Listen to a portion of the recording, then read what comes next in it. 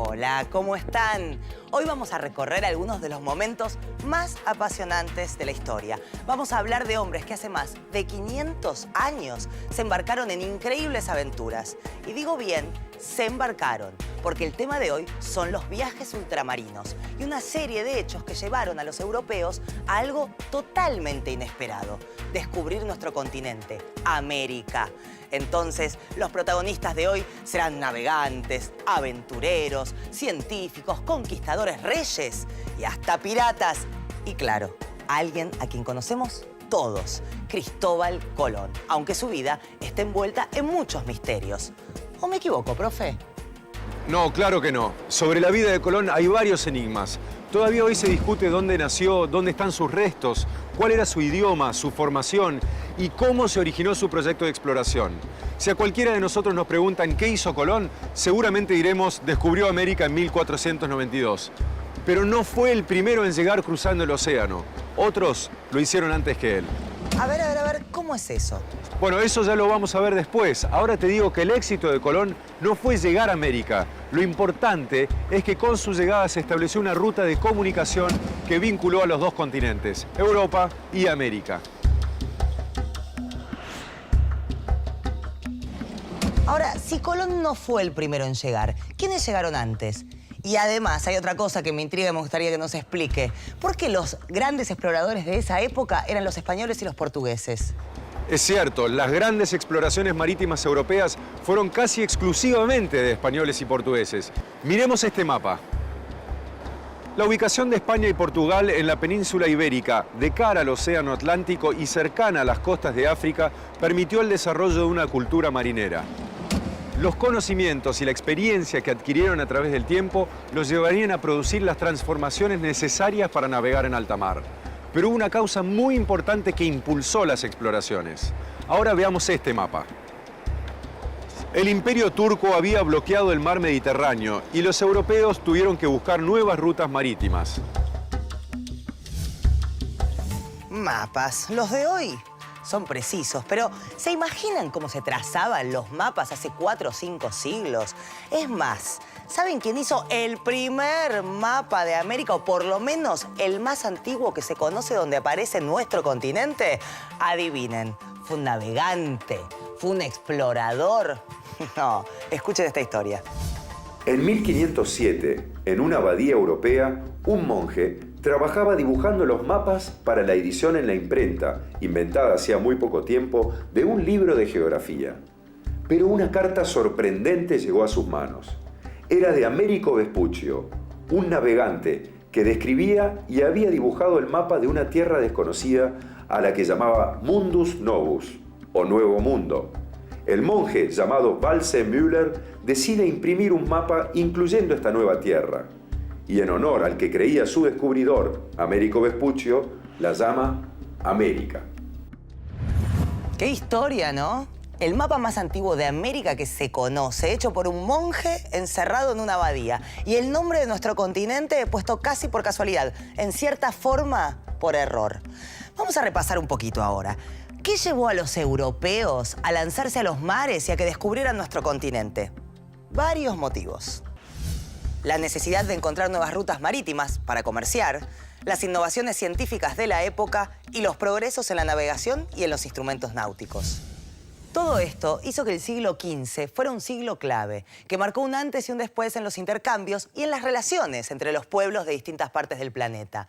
La historia de estos acontecimientos es la que vamos a ver hoy. Así que los invito a viajar en el tiempo y a viajar por los mares del mundo. Europa, siglo XV. Rutas marítimas para comerciar, innovaciones científicas de la época, progresos en navegación e instrumentos náuticos. Acá sobre mi mesa tengo algunas claves y pistas de esta historia de exploraciones y viajes por los mares. Algunas son muy simples: brújulas, mapas, naves en miniatura. Pero ¿qué relación y qué importancia tuvieron la sal o telas como la seda y especias como la pimienta, el azafrán o la nuez moscada? Enseguida te vas a enterar. Pero también hay una ciudad clave. Hoy es la capital de Turquía, Estambul, pero en el siglo XV se la conocía por otro nombre. ¿No es cierto, profe? Claro, era la ciudad de Constantinopla. Y algunos libros de historia marcan allí el inicio de estas búsquedas de nuevas rutas y horizontes, por algo que sucedió en esa ciudad, que ya te lo voy a contar. Pero antes tenemos que aclarar cómo vivían los pueblos en el siglo XV. Y me refiero a que vivían separados, aislados unos de otros. ¿Imaginan por qué? Y supongo que por la geografía, por los mares, por los desiertos, por la selva, por la cordillera. Claro, las barreras naturales, pero las rutas comerciales que establecieron los europeos occidentales permitieron ir conectando, integrando a estos pueblos. Ahora sí te cuento por qué Constantinopla es una ciudad clave en esta historia. Veámoslo en estos mapas. Constantinopla funcionaba como un puente entre las rutas terrestres que unían para el comercio a Europa con Asia. Además, su puerto era paso obligado en las rutas marítimas entre el Mar Negro y el Mediterráneo. Pero a mediados del siglo XV, en 1453, el Imperio Turco, de religión islámica, enemigo de los reinos cristianos, se apoderó de Constantinopla y bloqueó las rutas comerciales entre Oriente y Occidente. ¿Qué hicieron entonces los comerciantes y navegantes europeos? Ellos tenían cada vez mayor necesidad de mercancías porque el comercio estaba en continuo crecimiento. Entonces, si no podían transitar por Constantinopla, tenían que buscar nuevos caminos. Y esto los impulsó a explorar nuevas rutas que los llevaran hacia Oriente. ¿Pero por qué eran tan importantes para los europeos la sal o las especias? Supongo que no era solo para cocinar. Las usaban para condimentar los alimentos, sí. También para fermentar bebidas caseras y para la medicina. Pero tenían otro fin fundamental: conservar los alimentos. Hoy podríamos conservar su carne muy fácilmente en frigoríficos o heladeras. Pero en aquel entonces, ¿cómo hacían para mantenerla? Salarla o adobarla. Condimentarla. La pimienta se producía en la India, la canela y la nuez moscada en Ceilán, el jengibre en China y la más preciada de las especias, el clavo, en las Islas Molucas. Otros productos que alcanzaban altos precios en Europa venían por las mismas rutas: la seda de China, tela de algodón y esmeraldas de la India, rubíes del Tíbet, zafiros de Ceilán y el ruibarbo, muy apreciado en la medicina, de la China. Ahora, tengo una duda. Dijimos que los pueblos vivían aislados unos de otros y que las rutas comerciales fueron conectándolos. Pero ¿cómo se fueron abriendo esas rutas? ¿Qué rutas conocían los europeos antes del descubrimiento de América? Para responderte eso, tenemos que retroceder un poco en la historia. Entre los siglos 7 y 9, los pueblos árabes de Asia y Medio Oriente se expandieron por el norte de África hasta España y Portugal, y así abrieron una nueva ruta comercial. Esta nueva ruta benefició a Europa, que empezó a recibir de Oriente sedas, oro, piedras preciosas, azúcar y también esclavos. Los comerciantes europeos usaban esta ruta para proveerse de algunos de esos objetos lujosos que vendían a los nobles feudales y los eclesiásticos. También los nuevos ricos burgueses iban a interesarse por esos lujos que en Europa no se producían. Pero en esto de abrir nuevas rutas hubo un personaje clave. Ya sé, Marco Polo. Lo leí cuando era chica. Me acuerdo de sus viajes por lugares increíbles con monstruos voladores, historias con hombres con cara de perro. Sí, el libro incluye leyendas, hechos históricos, descripciones geográficas. Pero antes hablemos de Marco Polo, un viajero que vivió algunas de las aventuras más apasionantes de la historia. En 1271, siglo XIII, Marco Polo, que era hijo de mercaderes, partió de Venecia rumbo al Asia. Lo acompañaban su padre y su tío, que ya habían estado en ese continente para comerciar 5 años antes. Marco Polo y su padre atravesaron el Mediterráneo, el Golfo Pérsico, Persia, el desierto de Gobi y años después de su partida llegaron a la residencia veraniega del emperador mongol Kublai Khan. Los mongoles eran un pueblo nómada que había invadido el imperio chino. En ese viaje, Marco Polo y su padre llegaron hasta antiguas civilizaciones que eran totalmente desconocidas para los europeos: Katai, China, y Zipango, Japón. Marco Polo permaneció en China junto al emperador durante 16 años. Cuando regresó a Europa, contó todo lo que había visto y vivido, pero claro, muy pocos le creían. Ah, entonces escribió el libro sobre su viaje. La del libro es otra historia muy interesante. En 1298, Marco Polo era capitán de una nave veneciana y se enfrentaba en una batalla a los genoveses, pero fue apresado por sus enemigos y enviado a una cárcel en Génova. Allí Marco Polo le contó o le dictó a un compañero de celda la historia de su viaje por Oriente. Y este la publicó a principios del siglo XIV bajo el título El libro de las maravillas del mundo. Esta obra se convirtió en una de las más difundidas durante la Edad Media y luego en uno de los libros de viajes más famosos de todos los tiempos. ¿Y por qué fue tan importante desde su publicación? Entre otras cosas porque contenía las primeras descripciones culturales y geográficas de Oriente, las primeras noticias de civilizaciones totalmente desconocidas y porque sirvió de modelo para trazar los primeros mapas fiables de Asia que se conocieron en Europa. Algo así como un misterio chino, profe, ¿no? Sí, se podría decir que sí. La seda es una de las fibras textiles más antiguas que se conoce y durante unos 30 siglos la obtención de esta tela fue un proceso secreto que guardaban los chinos. La seda fue muy preciada durante mucho tiempo y dio nombre a una antigua ruta terrestre por ser la mercadería que más se transportaba por ese camino.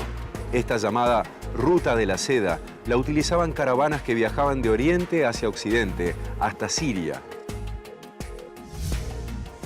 Ya hablamos de las rutas terrestres, pero llegó el momento, profe, de internarse en los mares. Cuéntenos, ¿cuáles eran las rutas marítimas de los europeos? Las mercancías que venían de Asia eran desembarcadas en las ciudades y llevadas al interior del continente a través de los ríos. Las ciudades más importantes eran las italianas, como Venecia, Florencia, Génova y Milán, que utilizaban las vías navegables del Mediterráneo. En el norte de Europa, otras ciudades como Brujas, Riga o Danzig, que formaban parte de una asociación o liga de ciudades, conocida como la Liga Hanseática, utilizaban el mar Báltico y el mar del Norte. Ya vimos que portugueses y españoles se lanzaron a la exploración buscando nuevas rutas marítimas. ¿Pero cuándo llegaron a la India por esa vía? Empecemos un poco antes. El Reino de Portugal fue el que inició las exploraciones durante el siglo XV. Las expediciones fueron impulsadas por Enrique el Navegante, príncipe de Portugal, desde su escuela de navegación con el apoyo económico de poderosos banqueros. El Reino de Portugal tenía vinculación con el norte de África, donde había ricos yacimientos de oro. Sus navegantes comenzaron a explorar las costas de África y en los últimos años del siglo XV finalmente lograron rodear ese continente y llegar a la India por el Océano Índico.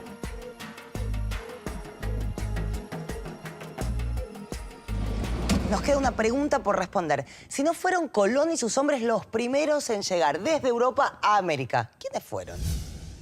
Siglos antes que Colón, otros navegantes ya habían cruzado el Atlántico. Los vikingos se habían arriesgado en largas travesías buscando nuevas tierras para habitar o riquezas. Y los polinesios, entre el año 2000 a.C. y el 1000 después de Cristo, llegaron en sus canoas a poblar las islas del Pacífico. ¿Y qué naves usaban los vikingos? Las naves vikingas que habrás visto en ilustraciones o películas eran las famosas drácars. Eran muy livianas, tenían entre 20 y 30 metros de largo y 6 de ancho, sin cubierta, con remos y con una vela que usaban para impulsarse con el viento y que plegaban para cubrirse cuando llovía. ¿Y a qué lugares de América llegaron los vikingos? ¿Dejaron algún rastro? Pocos. Se cree que alrededor del año 980 exploraron los lejanos fiordos de Groenlandia y fundaron 2 colonias.